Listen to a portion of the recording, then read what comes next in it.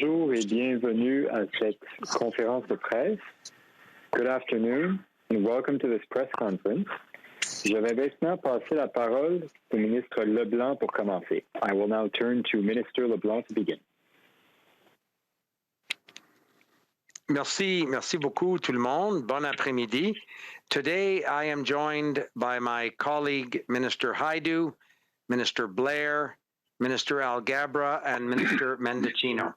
Alors, je voudrais maintenant inviter notre collègue, la ministre de la Santé, Patty Hajdu, à prendre la parole. So, Patty, over to you. Merci, Dominic, et bonjour tout le monde. Il y a quelques semaines, on a dit aux Canadiens que si la vaccination continuait à progresser, on pourrait faire des ajustements aux mesures à la frontière. Même si les 18 derniers mois ont été difficiles, on voit que les Canadiens continuent à se faire vacciner et à respecter les mesures de la santé publique. As of today, nearly 80% of eligible people in Canada have received at least one shot of a COVID-19 vaccine, and over 50% are fully vaccinated. This is no small feat. I am so proud of Canadians for stepping up to protect each other, and I thank everyone working so hard to ensure that all Canadians have access to vaccines in every one of our communities. Thanks to the hard work of Canadians who have followed public health measures and stepped up to get vaccinated when it was their turn, we're in a much stronger position to be able to further ease border measures for fully vaccinated travelers. In March of 2020, we implemented some of the strictest border measures in the world. We restricted non-essential travel, and we prevented the importation of COVID-19. On September 7th, we intend to allow entry for fully vaccinated travelers from any country for non-essential traveler. Travelers will have to be fully vaccinated with a Health Canada authorized vaccine at least 14 days prior to entering the country. But ahead of that date, on August 9th, a number of important changes at the border will come into effect to allow fully vaccinated United States citizens and permanent residents who are currently residing in the United States to enter Canada for non-essential purposes. The same requirements will apply. Travelers will have to be fully vaccinated with the Health Canada authorized vaccine at least 14 days before entering the country. Our approach at the border has always been based on the latest science and evidence. This approach will be, the relaxation of measures will be a gradual process, taking into account the vaccination rate of Canadians and our own epidemiological situation. These changes will also mean adjustments to other measures at the border and on arrival for vaccinated travelers arriving in Canada. All travelers, regardless of vaccination status, will still need a negative pre-departure test.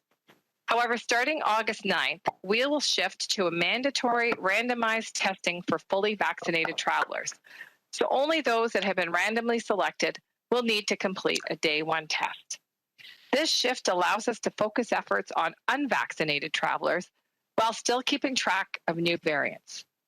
Also, as of August 9th, the 3-night government-authorized hotel stay requirement will be eliminated for all air travelers. Travelers will now be able to go directly to their quarantine location to complete their 14-day quarantine. I'll take this opportunity to thank the many hoteliers across the country who stepped up to support Canadians and did such a phenomenal job. Last month, we also told families we would look at the quarantine requirements for children.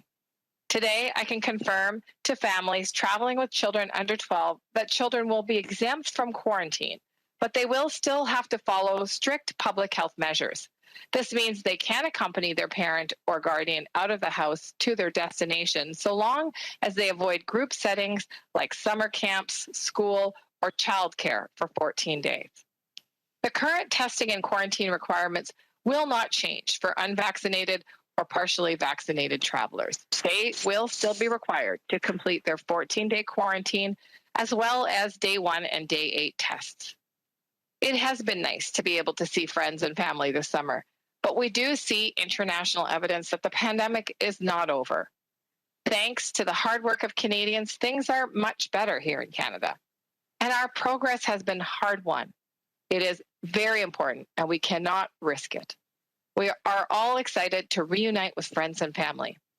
But if we're going to be able to continue to see this progress, we need to continue to be safe. So please, if you haven't already, get vaccinated. If you know someone in your community who needs help to get vaccinated, lend a hand. And if you're not feeling well in any way, stay home and reach out to get tested. Together, we can continue to protect each other and get our lives back. I really look forward to your questions. Thank you very much.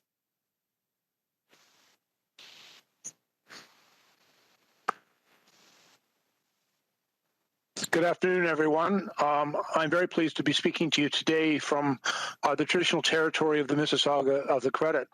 Since the very start of the pandemic, the government has acted with the utmost caution to protect the health and safety of Canadians and to deal with this global challenge. That was the case in the very worst days of the pandemic when we implemented strong measures to secure our borders. And it remains the case now with the approach that we are taking to ease those measures in steps with what we believe to be decreasing risks. Let me acknowledge that this has been very difficult. I had a conversation earlier today with the border mayors of Ontario, and they made it very clear how difficult this has been for their citizens and for their communities. We recognize that people are anxious for the border reopen. But from the outset, we have taken a cautious and careful approach, and we will always put the health and safety of Canadians first. Today's announcement is a step in that direction, while maintaining key restrictions that are necessary to ensure that we can continue to control the spread of COVID-19 and its variants. Starting at August 9th, as Minister Hajdu has indicated, fully vaccinated American citizens and permanent residents will be able to enter Canada for discretionary travel provided that they are currently residing in the U.S. and that they are arriving from the United States. That will be followed on September the 7th by the reopening of our border to discretionary travel, but for fully vaccinated travelers from any country who meet specific entry requirements.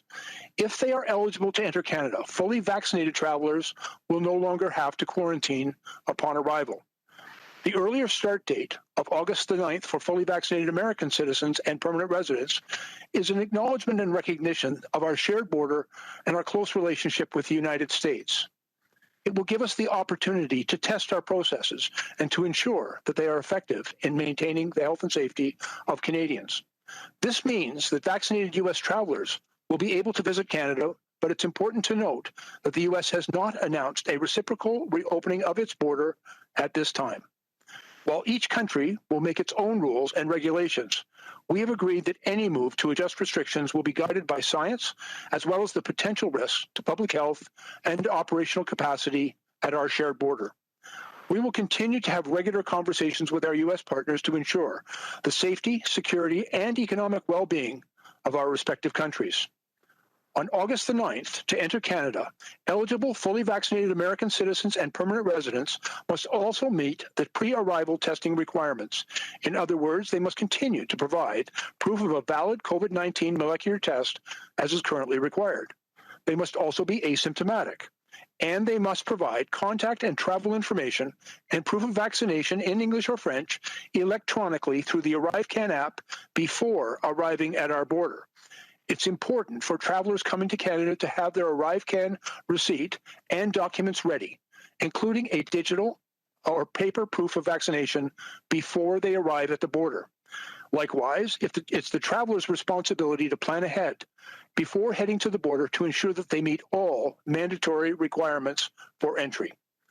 Once at the border, travelers must provide the required information and documents so that the Border Service officer can determine if they may enter Canada. And they must also answer all vaccination and health screening questions. All travelers must also still present a suitable quarantine plan and be prepared to quarantine in case it's determined at the border that they do not meet all of the conditions required to be exempt from quarantine. Currently, all travelers arriving in Canada are subject to mandatory on-arrival test. Starting on August the 9th, a modified surveillance-based testing strategy will be implemented at select airports and land border crossings for fully vaccinated individuals. There will be no changes to the mandatory testing requirements for unvaccinated or partially vaccinated travelers. And to reiterate, the changes that we've announced today take effect on August the 9th for fully vaccinated American citizens and permanent residents who are currently residing in the United States. and beginning on September the 7th for fully vaccinated travelers from any country who meet specific entry requirements. And until then, all foreign nationals coming to Canada for discretionary travel purposes, such as tourism, will be turned away at our border. This includes those who are fully vaccinated. And additionally, as of August the 9th, Canadian citizens and permanent residents traveling to the United States for less than 72 hours will be allowed to take their pre-entry test in Canada prior to their departure, and it will remain effective and in effect for the full 72 hours. Today's announcement follows discussions and consultations with our provincial and territorial partners, as well as our counterparts in the United States and around the globe. These border decisions are guided by facts, scientific evidence, and the best advice available from our public health experts. Our top priority must continue to be the health and safety of all Canadians. And that's why we will continue to monitor the public health situation in Canada and around the world, including vaccination rates and risks posed by the variants of concern. Should the situation evolve in any way which is concerning, we are prepared to adjust our border policies as necessary. Thank you very much. And I'd now turn the floor over to my friend and colleague, Minister Alghabra. Thank you very much, Minister Blair. Good afternoon, good morning, everyone. Bonjour à tous. I also would like to begin by acknowledging that I'm speaking with you from the traditional territory of the Mississaugas of the Credit First Nation. Today, as we continue to see positive progress in the public health situation, I'm pleased to provide an update on the transport front for our reopening plan. Our government is committed to taking a cautious approach to ensure the safety of Canadians and the safety of all travelers who are authorized to enter Canada. Since the spring of 2020, international passenger flights to Canada have only been allowed to land at 4 airports: Montreal, Toronto, Calgary, and Vancouver. International passenger flights to Canada will now be allowed to land at 5 additional Canadian airports: Halifax, Québec City, Ottawa, Winnipeg, and Edmonton. Les voyageurs internationaux pourront atterrir à 5 aéroports supplémentaires.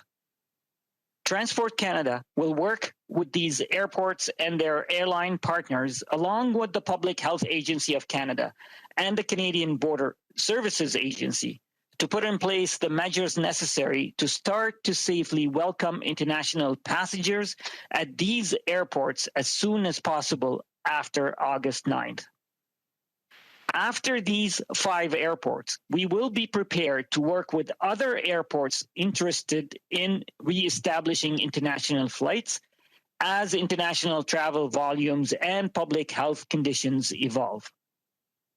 Earlier this month, we removed the requirement for airlines to perform pre-departure temperature screening of international air passengers coming to Canada. With the public health situation improving, we are also eliminating pre-departure temperature screening for domestic air passengers and passengers departing Canada on international flights, as well as for airport workers.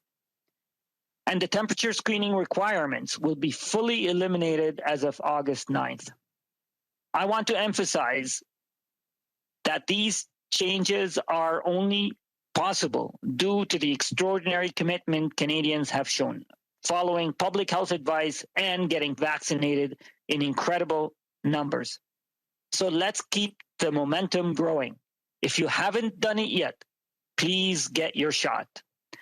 I also want to stress that there are still necessary public health measures that remain in effect, including wearing masks at airports and on board all flights to, from, and within Canada. And all international passengers, vaccinated or not, must still present a negative COVID-19 test result prior to boarding a flight to Canada. I'm also announcing today that the restriction on direct commercial and private passenger flights to Canada from India is being extended for another 30 days until August 21st. Nous prolongeons la restriction pour le vol direct de l'Inde. While progress is being made, the situation in India is still very serious.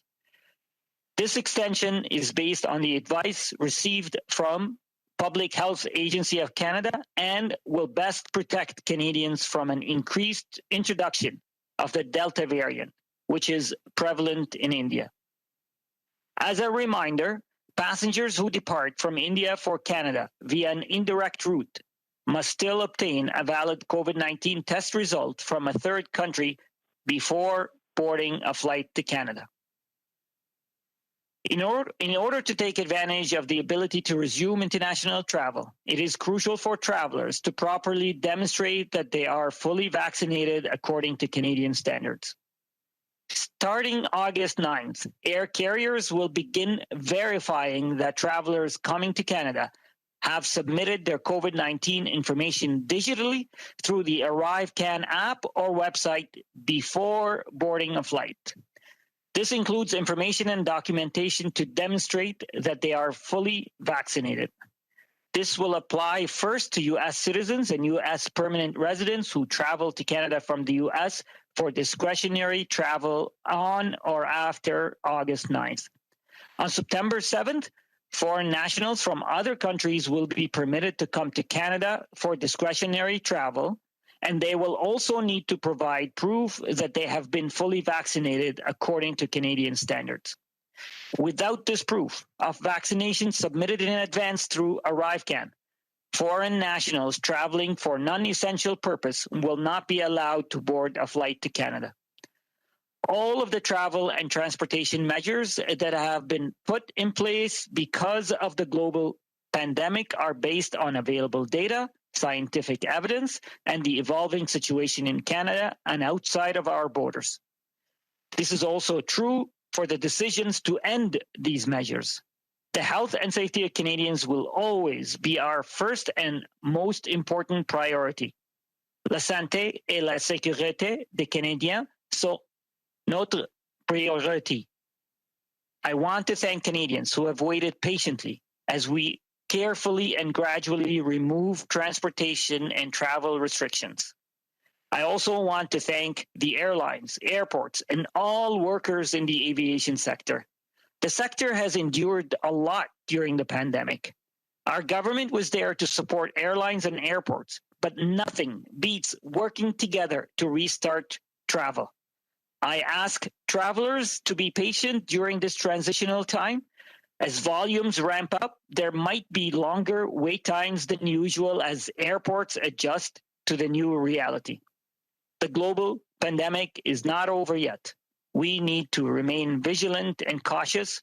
We don't want to squander the hard-won gains made by Canadians.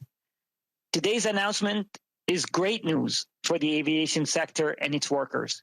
Transport Canada is committed to facilitating a safe restart of travel by working with industry and all Canadians. Thank you. Merci. And now I pass on the mic to my friend, Minister Mendicino.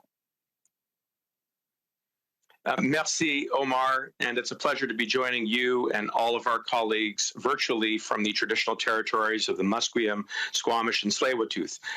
It goes without saying that the past year and a half has been difficult for all Canadians. And similarly, there have been challenges for those wishing to come to Canada to work, study, or otherwise begin a new chapter of their lives here.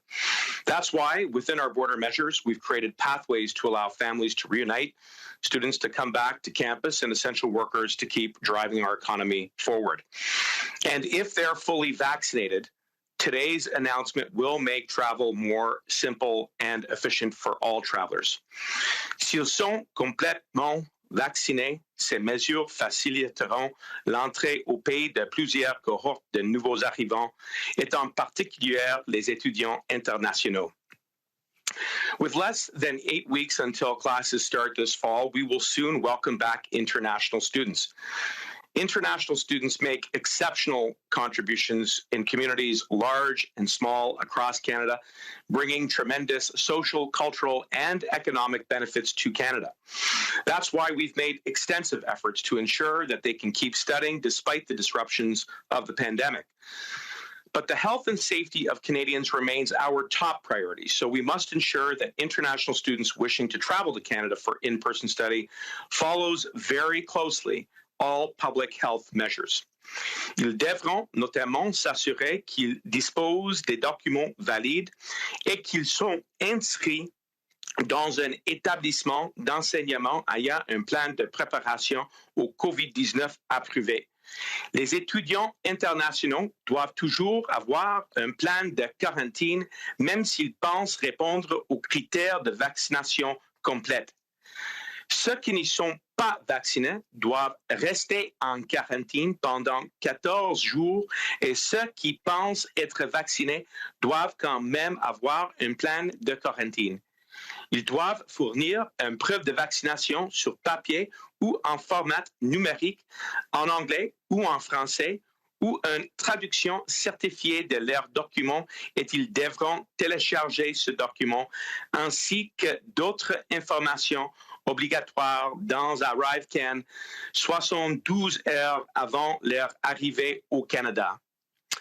But today's announcement isn't just significant for international students.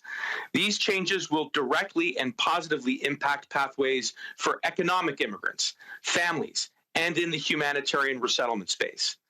This announcement has been made possible because we have together collectively come so far and have made lasting progress in our fight against the pandemic. And for that, I want to thank all Canadians. Everyone's diligence, sacrifice, and hard work means that we can once again to begin to carefully reopen our borders. Safely and responsibly, we will continue to welcome newcomers and cast our eyes towards our economic recovery and a bright future. Thank you, merci, and I will now turn it over to Minister LeBlanc. Merci beaucoup, Marco.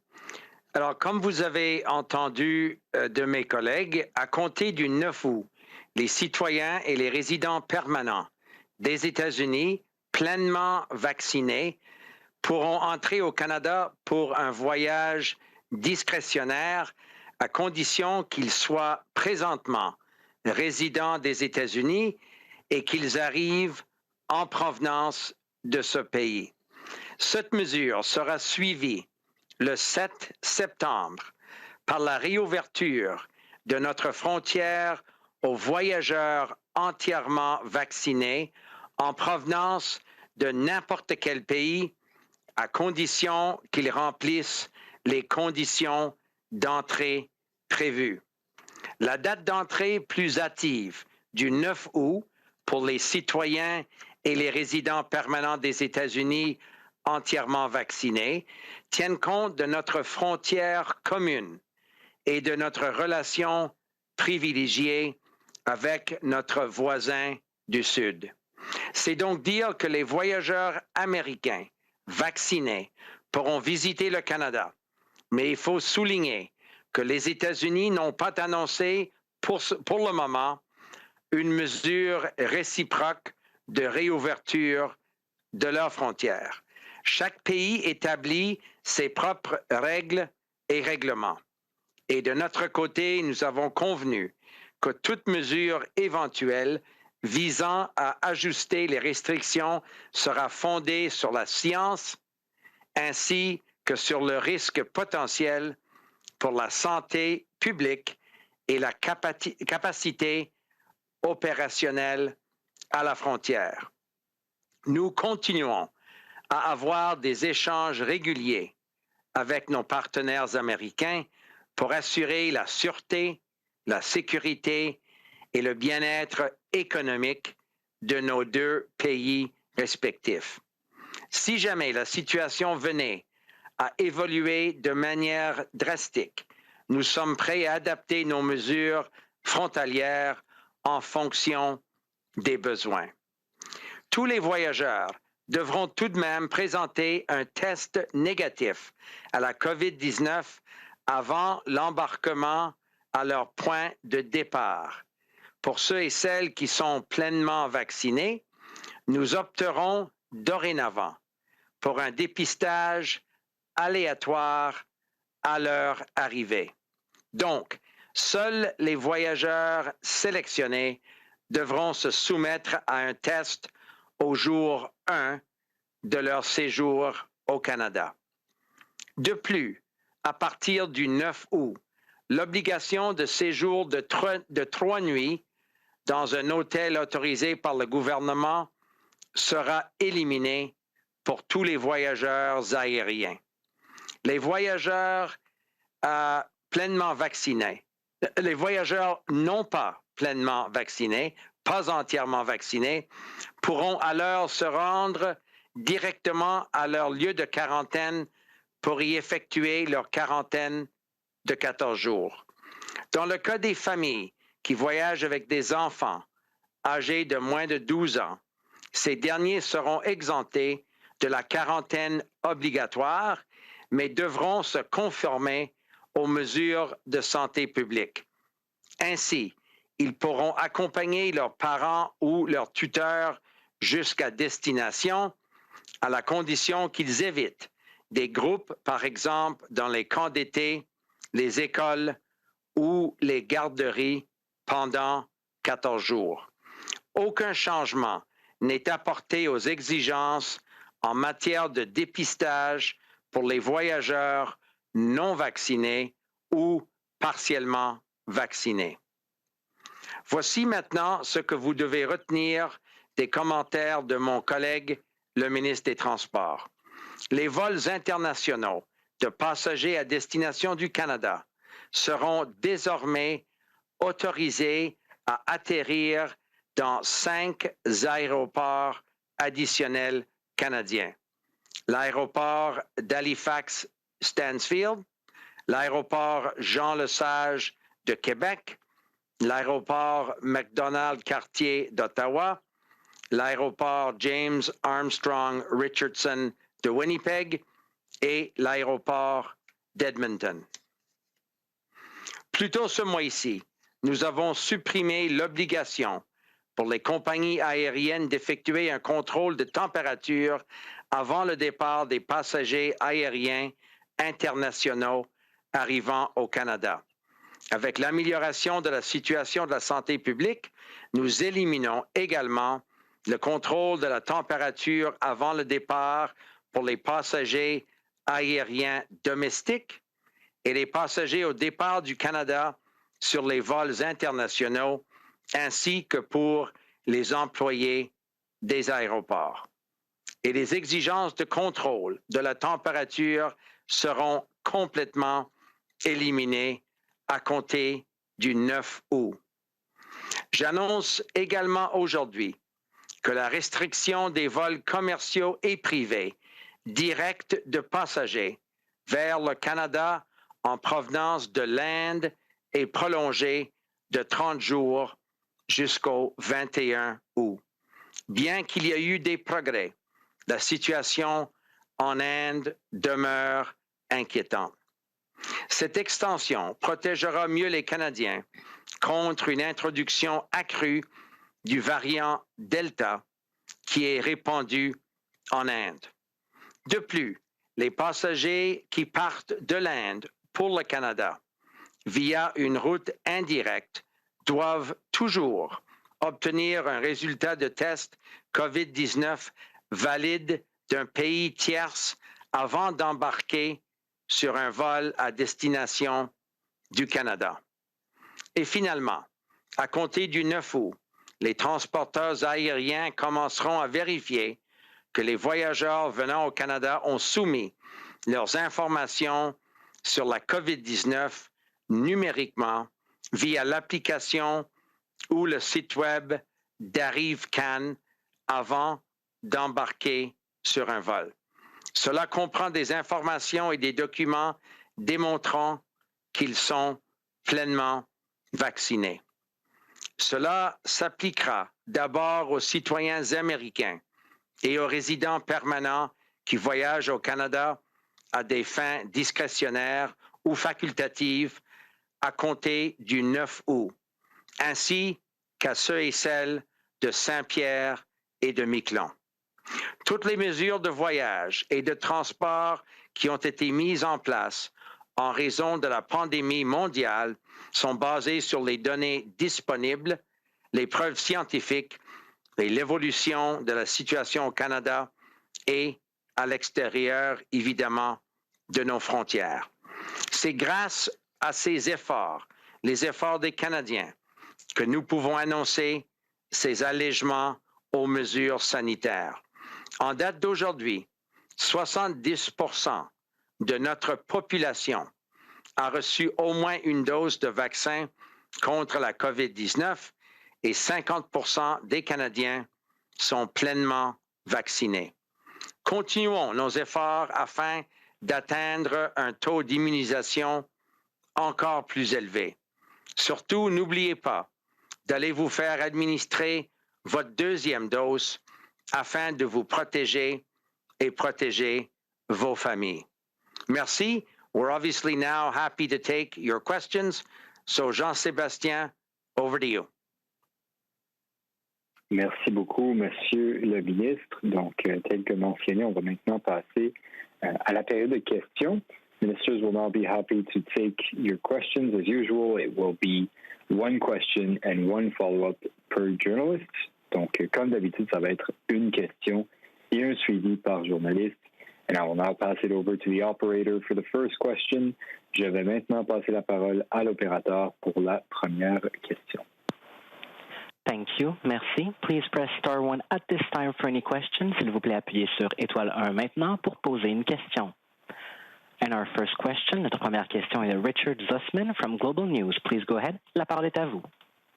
Ministers, I know ultimately this is up to the United States, but what understanding do you have from them around when Canadians will be able to travel for recreational reasons across the border?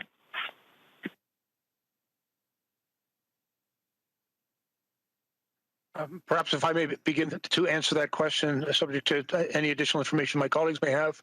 I spoke last Friday to Secretary Mayorkas, the Secretary of Department of Homeland Security. We discussed, and I revealed to him the measures that Canada would be implementing at our border. He indicated to me at this time they've not yet made a decision. They anticipate their current measures will likely be rolled over on July 21st. They are obviously considering additional measures and data, but at the present time, they have not indicated a plan to make any changes in their current border restrictions that are in place.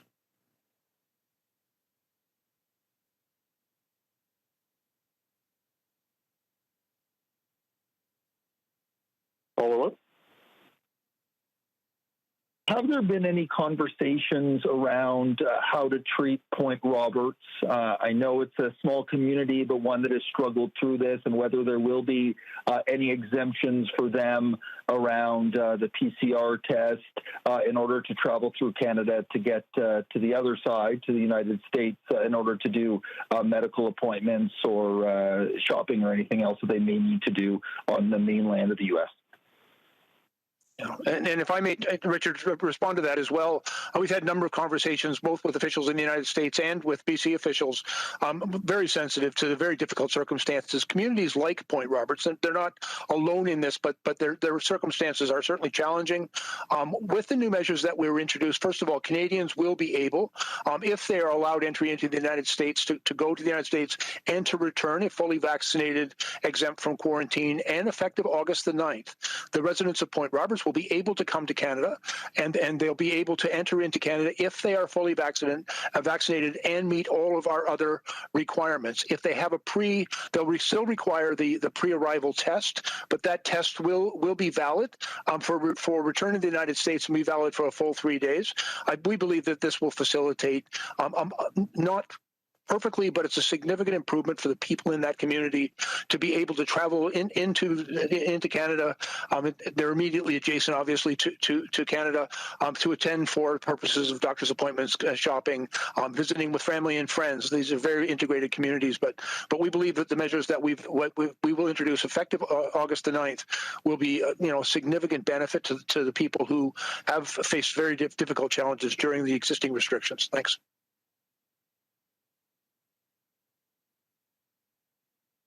Thank you, Minister Blair. Operator, next question. Operator.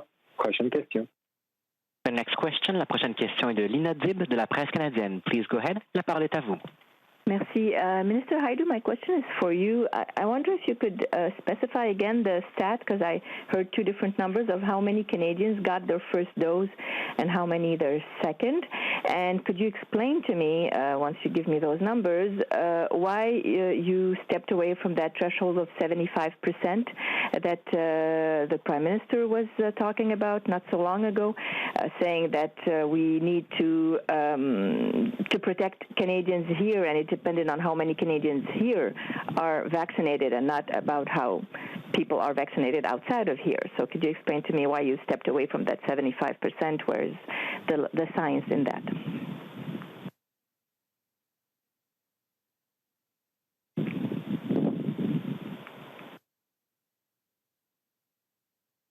Thank you very much. Merci pour la question. C'est très important de reconnaissance que ces mesures aujourd'hui pour les personnes qui sont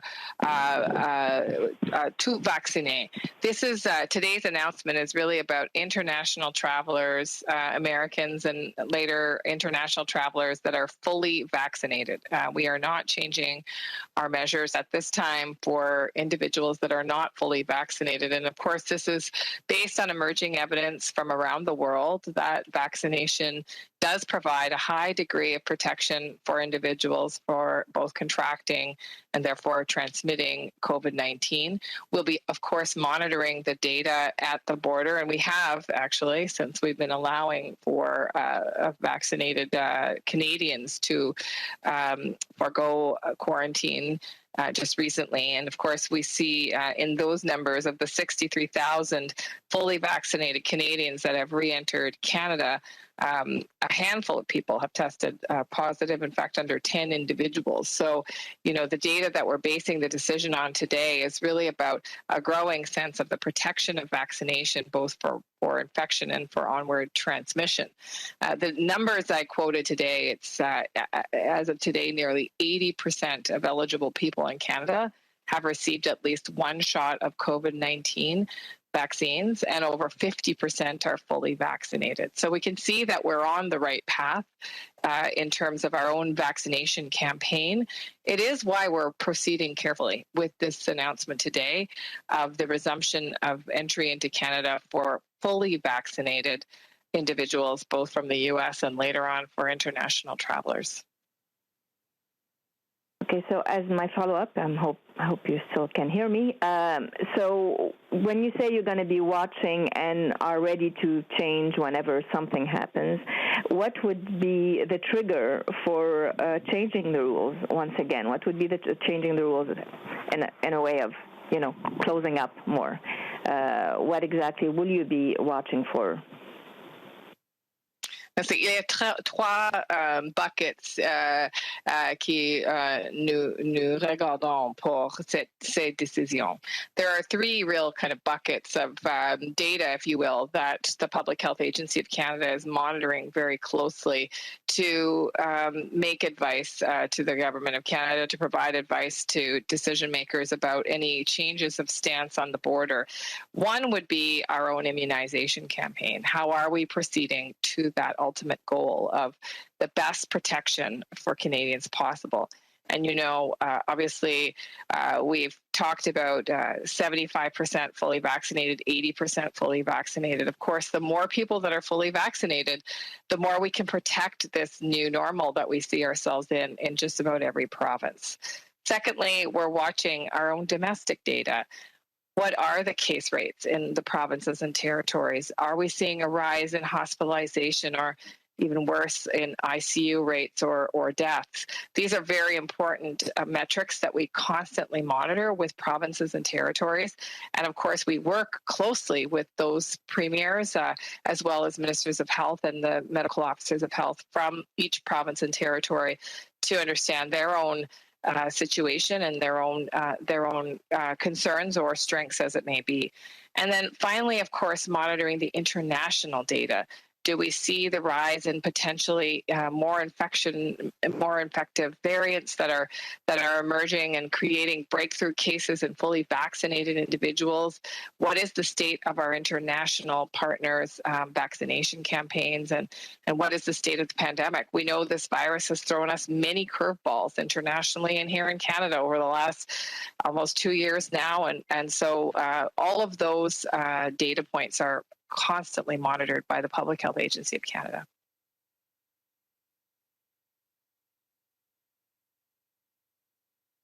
Thank you, Minister Hajdu. Operator, next question. Opérateur, prochaine question.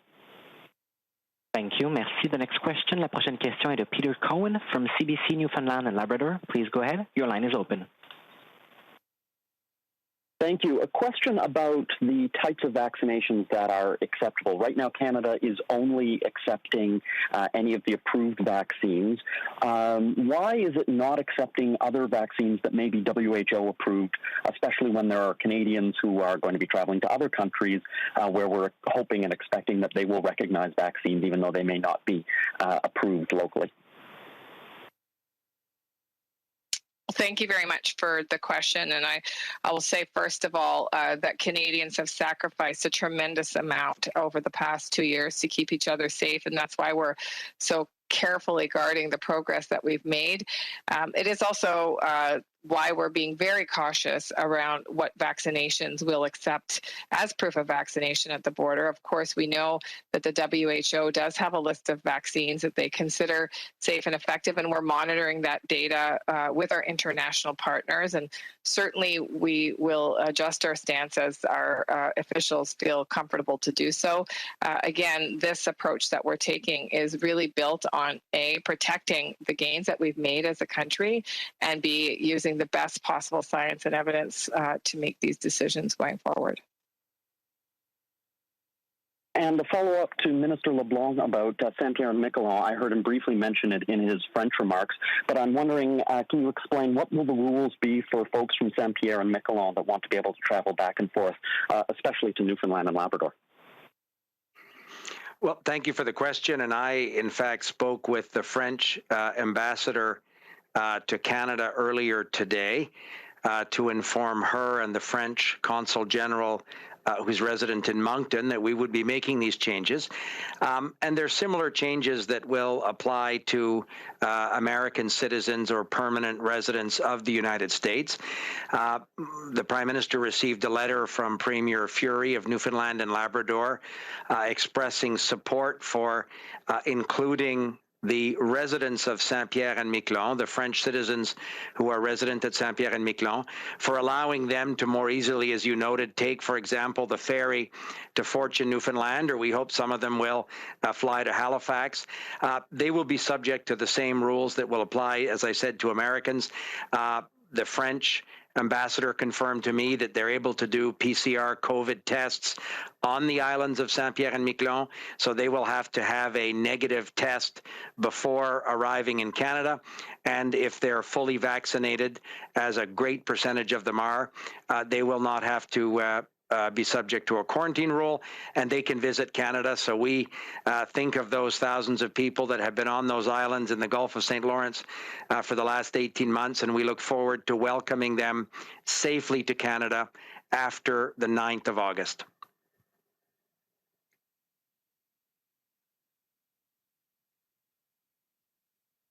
Thank you, Minister LeBlanc. Operator, over to you. Opérateur, à vous pour la prochaine question. Thank you. Merci. The next question. La prochaine question est de Boris Proulx du journal Le Devoir. Please go ahead. La parole est à vous. Bonjour, Monsieur le ministre. Vous avez dit que vous avez présenté votre plan à vos homologues américains. J'aimerais juste avoir la précision suivante. Est-ce que vous leur avez demandé d'ouvrir aussi leurs frontières aux citoyens canadiens? Peut-être vous me permettez de répondre à la question. Comme mon collègue, le ministre Blair, a bien mentionné, ça fait évidemment des mois et des mois que nous avons des discussions avec l'administration américaine, avec le gouvernement américain quant aux mesures aux frontières. Depuis le début de la pandémie, nous avons collaboré avec le gouvernement américain afin de protéger les citoyens de nos deux pays respectifs. Nous comprenons que les Américains vont prendre des décisions quant à l'ouverture de leurs frontières pour les voyages discrétionnaires. Nous espérons qu'au bon moment, le gouvernement américain va pouvoir évaluer leurs mesures aux frontières. Cependant, nous respectons que c'est leur décision. Nous les avons informés, évidemment, avec des décisions que nous annonçons aujourd'hui, mais nous attendons que le 21 juillet, ils renouvelent leurs mesures aux frontières, quitte à peut-être évoluer les mesures au cours des prochaines semaines. Mais nous allons continuer de travailler d'une façon privilégiée avec les Américains et nous espérons avoir de leurs nouvelles bientôt. Merci. En suivi, le 9 août, ce sera terminé les quarantaines obligatoires à l'hôtel désigné par le gouvernement fédéral pour tous les voyageurs. Je voulais vous demander si, en rétrospective, en regardant ce qui s'est fait, si ça n'avait peut-être pas été la meilleure décision de votre gouvernement d'avoir mis ça de l'avant. Moi, je pense que nous avons, comme la ministre Hajdu a dit et comme d'autres ont répété, nous avons depuis le début de la pandémie, nous avons pris les mesures nécessaires pour protéger les Canadiens et les Canadiennes. Nous allons jamais nous excuser pour avoir pris des mesures importantes pour protéger les Canadiens. Vous vous rappellerez que pendant plusieurs mois, les députés d'opposition, comme les premiers ministres de plusieurs provinces, nous ont demandé de restreindre et d'éliminer des voyages, par exemple, non essentiels vers certaines destinations. Nous avons pris nos décisions basées sur les avis scientifiques, les avis des médecins, mais nous avons aussi pris des décisions importante pour envoyer un message aux Canadiens, surtout l'hiver passé, que ce n'était pas le temps de faire des voyages ou des vacances, par exemple, à l'étranger. Nous avons continuellement répété ces conseils-là et nous avons pris les mesures globalement que nous avons jugées appropriées pour restreindre et limiter les chances que les Canadiennes soient sujets à des cas de COVID ou à l'importation des infections de COVID-19 aux frontières internationales. Et je pense, vous serez d'accord, que la recherche a démontré que les mesures aux frontières ont été très importantes pour effectivement réduire et presque éliminer l'importation de la COVID-19 de l'étranger. Et c'est ça qui était pour nous la priorité depuis le début de la pandémie.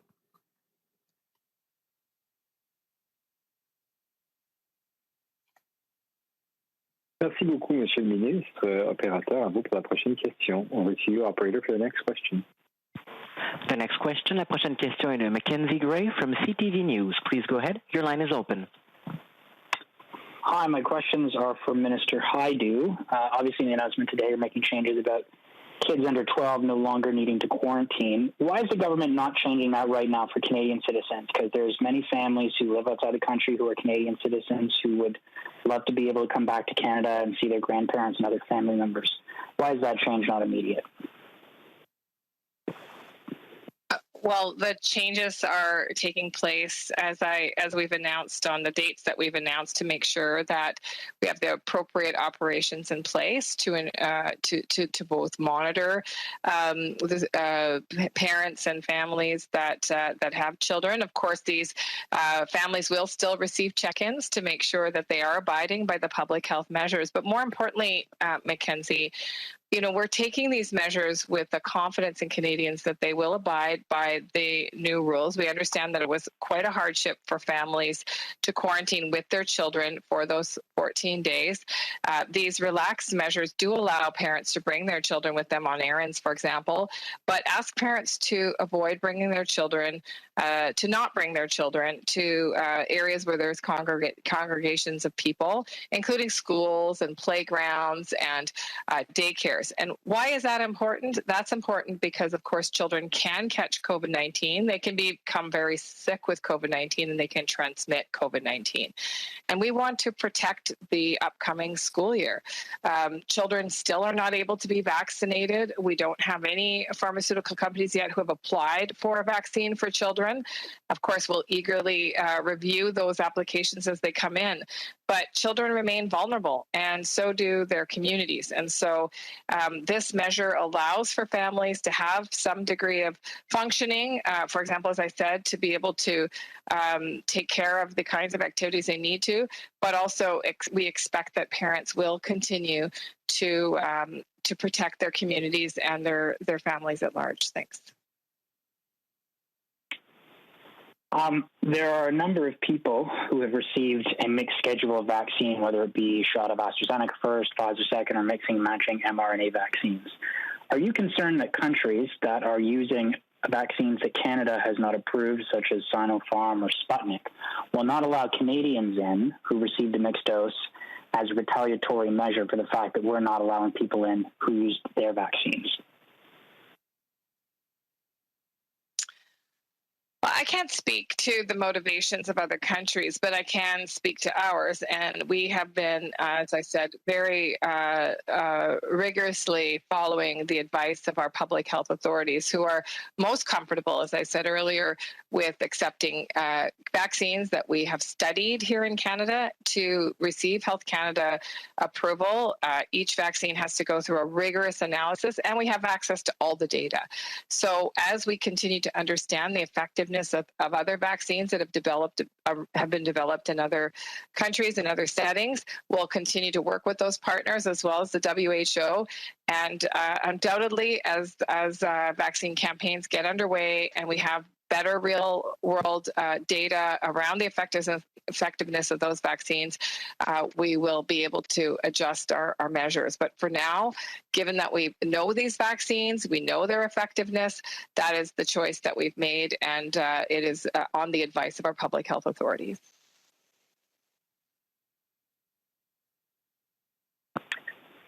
Thank you, Minister Hajdu. Operator, over to you for the next question. Opérateur, prochaine question. Merci. The next question, la prochaine question est de David Youngren from Reuters, Ottawa. Please go ahead. Your line is open. Yeah, good afternoon. Thank you for doing this. First question, you're now allowing fully vaccinated Americans in, but the Americans are not taking reciprocal measures. How long can this imbalance continue, do you think, before it starts getting politically embarrassing for the Canadian government? Yeah, if I may respond to that, David, there's nothing about this that's embarrassing. We're introducing measures that are appropriate and appropriately cautious to protect Canadians and to begin a very careful phased reopening of our border. We work very closely with our American counterparts. We make our decisions based on the advice of our scientific experts and the situation as it evolves in Canada, and we do that in the best interest of Canadians, as do the Americans. The measures that we have adopted together as a country have been largely reciprocal and generally symmetric, but not entirely so, because each of us faces unique and constantly changing circumstances. We'll continue to work very closely with the Americans. I'm confident that as the situation continues to improve in their country, that we'll be able to maintain, a reasonable balance in the measures. But we're doing what's right for Canadians, and we're doing it based on the advice that we're receiving from Canadian medical advisors. Thank you. And secondly, perhaps a question to Minister Hajdu. The Delta variant seems to be spreading rapidly in the States. The British government is engaging in an opening up program, which has been widely criticized. Now, I know you say that only fully vaccinated people will be allowed in, but what would you say to people who think this is just too much of a risk, that allowing people in from Britain and the States, given what's happening with Delta?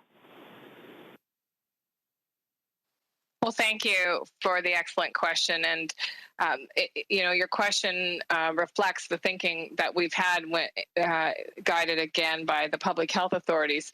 And that is why we continue to maintain that all travelers are required to do a pre-departure test, regardless of their vaccination status. This also helps to eliminate any asymptomatic infections in vaccinated individuals who might not think that they have contracted COVID-19. And again, I'll point to the early but emerging data from the earlier measures that we put into place to allow fully vaccinated Canadians to enter without the requirement to quarantine. And of the over 63,000 Canadians that have entered with those relaxed measures, and with full testing, by the way, on day one, we've identified under 10 individuals that have been positive.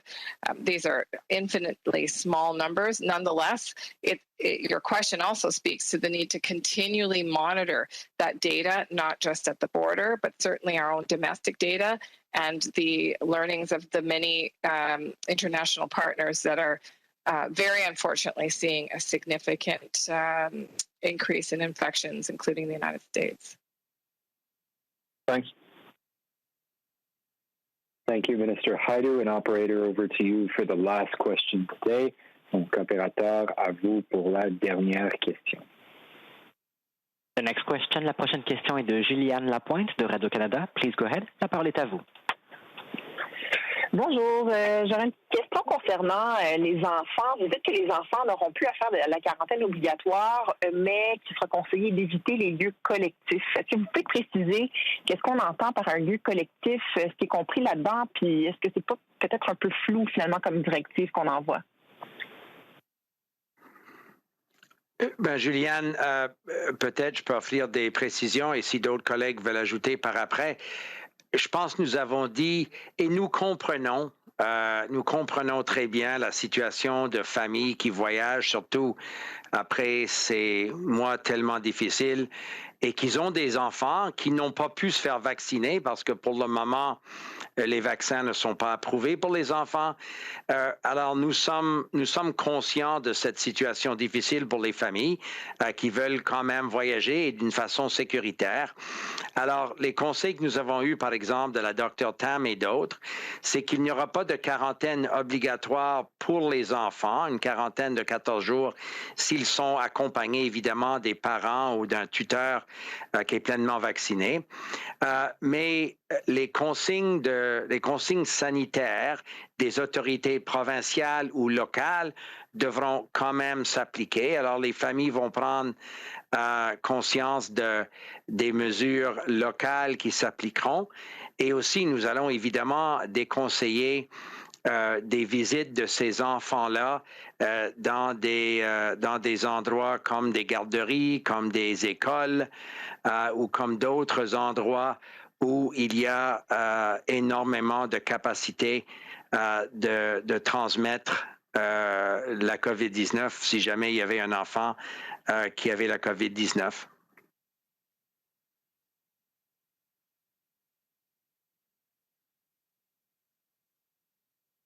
Question de suivi, Juliane. Oui, j'espérais que d'autres enchaînent, mais bon, c'est beau, je vais y aller avec une autre question.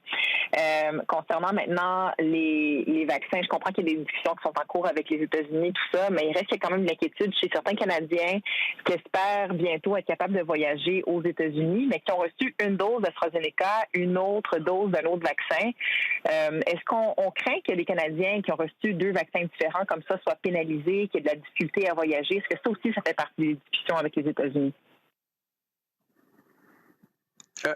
Sûrement, Juliane, dans nos conversations avec les autorités américaines, on discute évidemment des mesures aux frontières, mais il y a aussi une discussion continuelle sur ces enjeux-là en termes de vaccins, en termes de qu'est-ce qui constitue quelqu'un qui est pleinement vacciné.